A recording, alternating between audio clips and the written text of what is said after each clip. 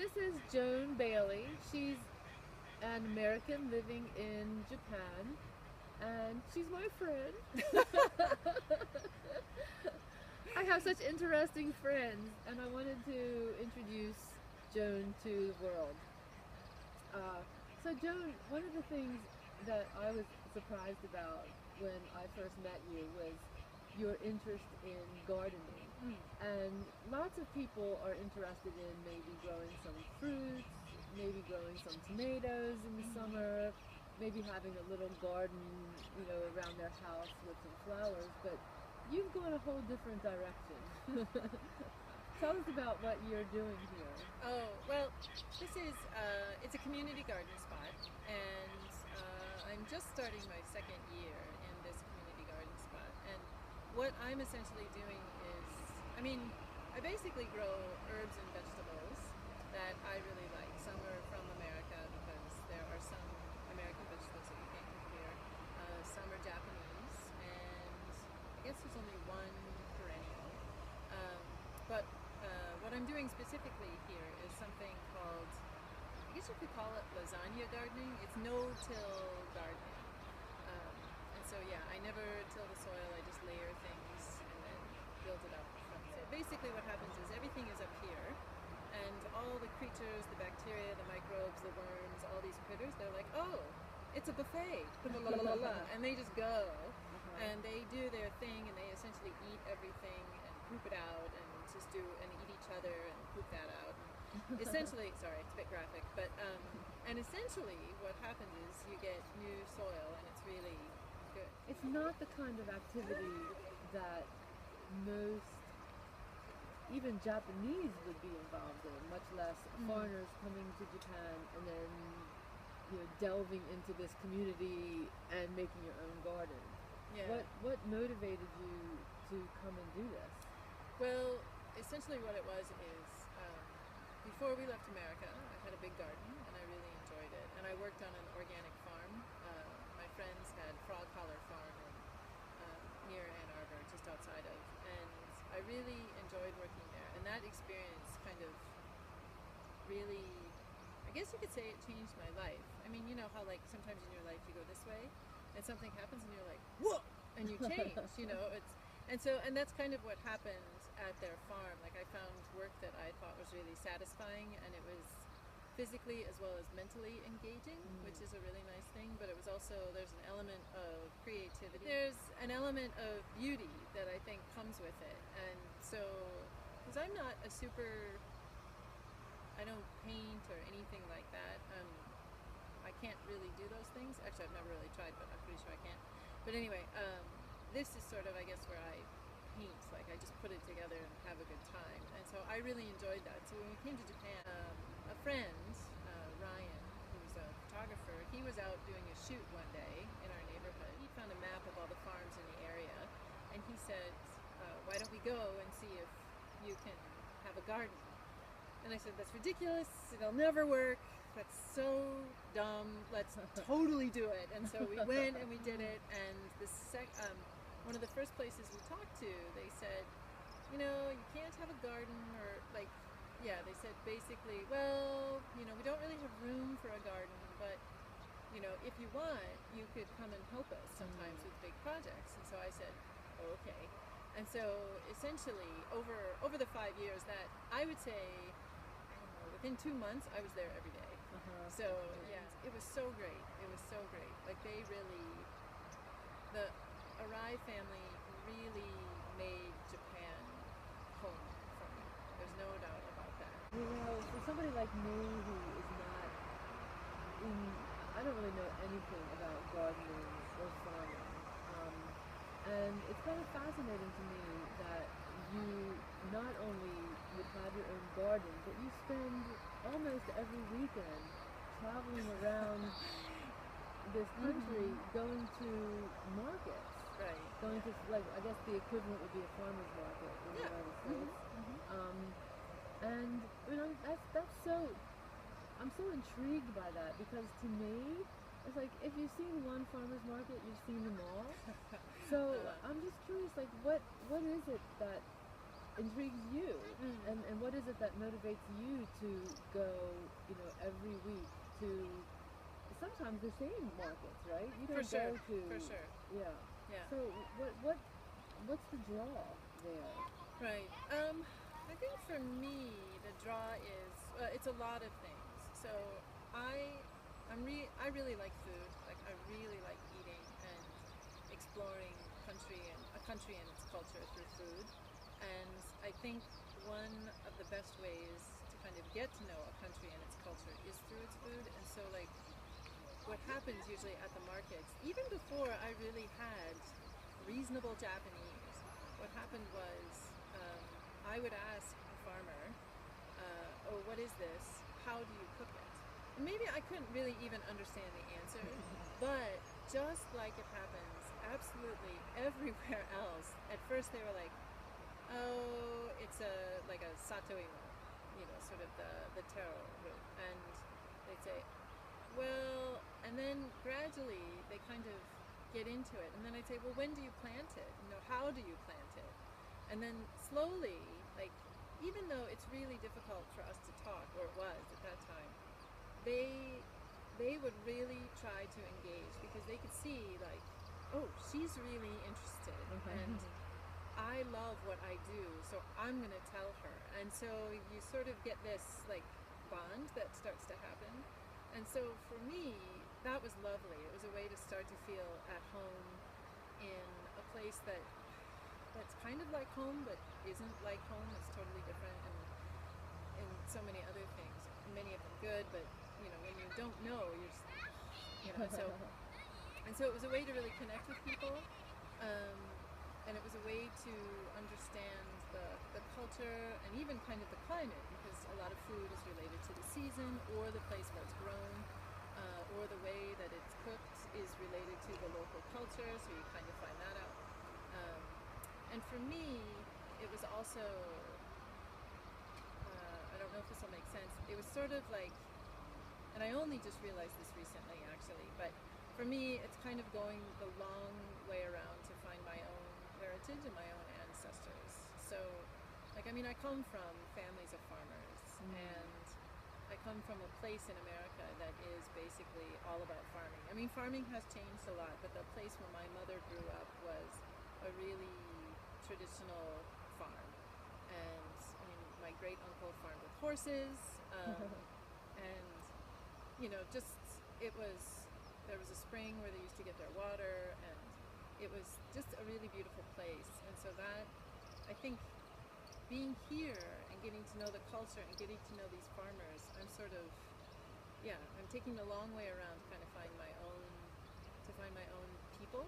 I guess I'm sort of, well, this will sound like a creepy horror film, but I'm sort of like reaching through those farmers to my own ancestors and to my own history. But I mean, the other thing that it teaches me, and this is so cliched, but every cliche has some truth, is like, the other thing that it's really taught me is that essentially people really are just people. So a farmer is a farmer. If I talk to a farmer in America, at first they're like, who's this weirdo? Or, oh, who's this city slicker? But then, you show real interest, you show sincerity, and most people, I think, are willing to meet you more than halfway. And same in Japan, same in America. Next thing you know, you're having a conversation, you're invited over, you're given a big bag of extra vegetables, including what you bought, and they really want to engage with you. And so, that's why I do it. It's like the best thing, I ever could have done here, I think. And I guess everyone has to eat. Yeah. So it's a great way to start any kind of conversation or relationship.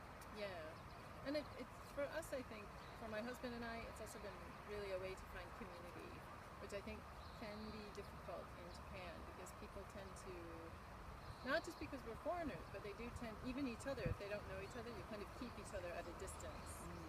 And through gardening and farming and food, like, we've just found this amazing network and community. I think this is why I wanted to talk to you, because it's, I'm a writer, and I spend time teaching my classes, thinking about myself, about how I write. I mean, I spend a lot of Selfish. Question about myself. This interview, I'm like, when can I talk? Sorry. No, that's okay. But like you hear, if you're gonna write something, you write what you know. You want to tell stories. You want to, and stories are about people, and people want to read about people. And you write about farmers. I think you actually include. You write about some of the people who you encounter, but you also just write about farming and what inspires me. I mean, what I write about basically are, the things I write about essentially it has a nice little bit of alliteration: food, farming, and farmers markets. And so I like to tell the story of the food that I eat.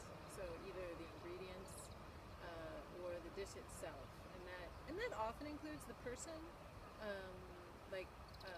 We recently took that trip to Nepal, and I'm going to write about a recipe that someone we stayed with gave me.